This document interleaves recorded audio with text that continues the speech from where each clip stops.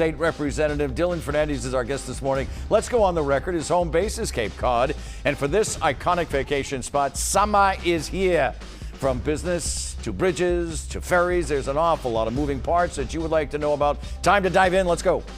From WCVB Channel 5, the inside word from Washington to Beacon Hill. Today's newsmakers are going on the record. Welcome to OTR, everyone. I'm Ed Harding, along with News Center 5's political reporter, Sean Pizzichetti, and with us this morning is State Representative Dylan Fernandes. Thank you for joining us this morning. Great to be with you. It's great to see you. As we mentioned, a native of Cape Cod. His district includes Falmouth on the mainland, as well as Martha's Vineyard, Nantucket, the Elizabeth Islands. He is a Democrat, first taking office in 2017. He worked in the Attorney General's office under Maura Healey. He holds degrees from the College of Charleston and the Harvard Kennedy School. Thank you for being here. As My pleasure. Unofficially kick off summer. Great to have you. It's great to be with you guys. You guys coming down to the Cape? Are you offering, inviting? I am. You're invited any time. It's a beautiful weekend. We're there. Yeah. All right, let's begin where everything starts on the Cape. Yeah. The bridges. Funding of replacement bridges has become a tug of war between Capitol Hill and Beacon Hill. It is complicated. We've seen backups from that repair work. This is your backyard.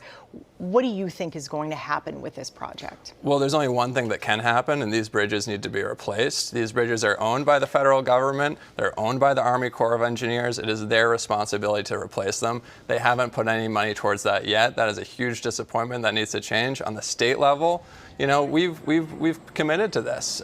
We've been working on, we spent millions on designing the bridges, on community input. We have plans for the off-ramps that the state owns.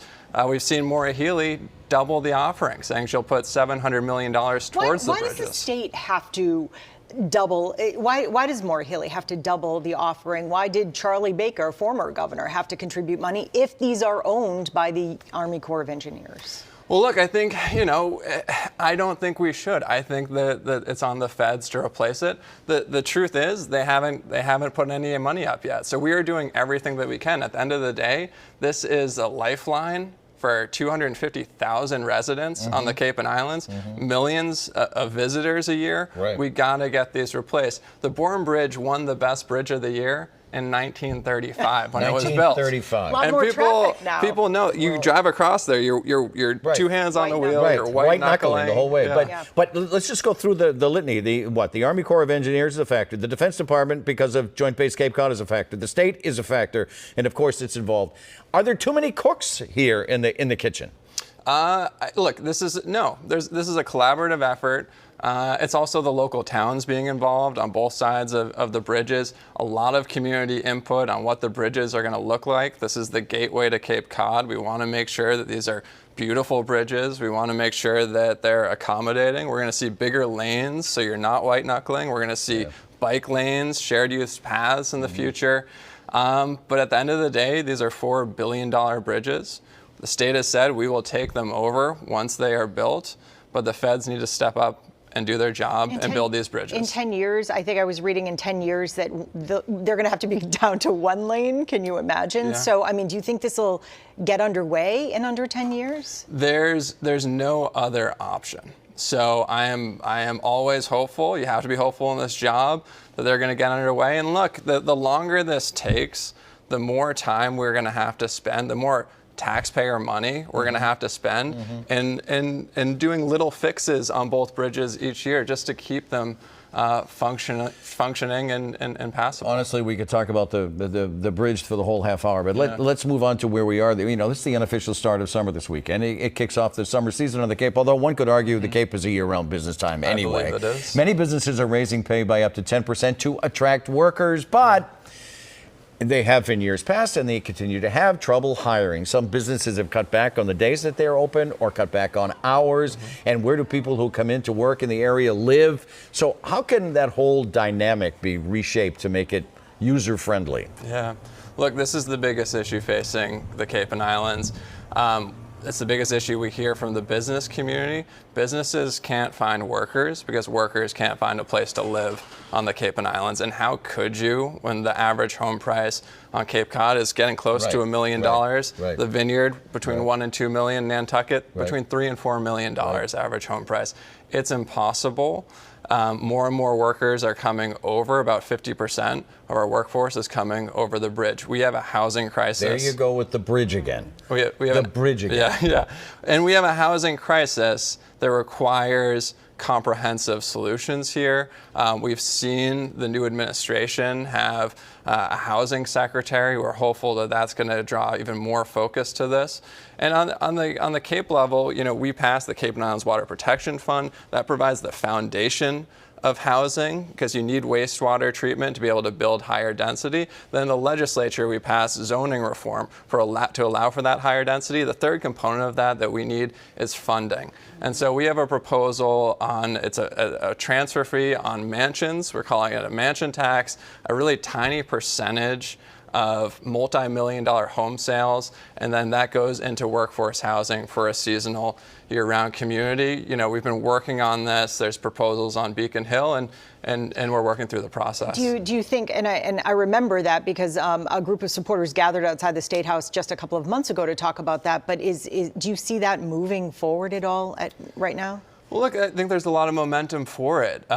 Between 15 and 20 towns have sent home rule petitions to the legislature on it. Governor Healy has said she's supportive of local solutions like this. Mayor Wu has a home rule petition on it. But look, this is a really diverse state. There needs to be a lot of input from different stakeholders. The Cape and Islands doesn't look like Boston, doesn't look like Western Mass. And so we're working with our Springfield, you name it. So we're working with our colleagues on it. The good and bad news here, and kind of tragic news, is we are in such a housing crunch statewide that there is broad recognition that there needs to be action on this on Beacon Hill, and I know the leadership there cares deeply about it. All right, last September, dozens of migrants found themselves on Martha's Vineyard, obviously a community in your district. You were there. Florida Governor Ron DeSantis flew them to the Cape. You spoke out very strongly against some of his tactics there. Is the Cape prepared should something like that happen again? The Cape will always be a welcoming place for refugees. We always have been. We always will be. We're a community that is stronger because of our immigrant population. And by the way, despite what the national news, well, really kind of Fox News and that wing of the national news has been saying, we are an incredibly diverse community. Nantucket Public Schools, majority minority. And then over the past decade, since the last census, the huge influx of population we see in the Cape and Islands, almost entirely immigrant populations. So we are always going to be supportive of that community. If they show up at our door, we'll do what we do, which is, we'll feed people, we'll house them, we'll clothe them, we'll give them shelter, we'll give them the resources that they need to be a part of our community. Have you stayed in touch with some of them? I know in the days after we had spoken with you and you said you were keeping in touch. Have you been able to stay in touch with some of them? I haven't been able to stay in touch directly, but I check in. I mean, I don't speak Spanish, so there's an obvious language barrier there for me talking with them directly, but I check in with the people who are working with them on a daily basis. There are still folks on the vineyard, several of them. There are many that are on Cape Cod. They are an integral part of our community now. The families on Cape Cod, they actually get together and do English classes together at least once a month. They're keeping connection to each other. I do just want to follow up and just get your thoughts on Governor DeSantis's announcement, given that he was responsible for that whole situation. Look, there is world history is full and pockmarked really with instances of nefarious leaders who just demonize and dehumanize people for their own political gain. The darkest days in the history of our planet have seen leaders like that. There is nothing tough about taking on vulnerable people, abusing vulnerable families, taking on people weaker than you. You think he should be president? I think he is a coward. I think he is a loser. I think that our country is far better than who he is. And I think what makes our country great is what the people on Martha's Vineyard and the Cape and Islands did when those immigrants came to our community. We rallied behind them. We gave them support and love and the resources they need, and that's what makes our country a great place to live.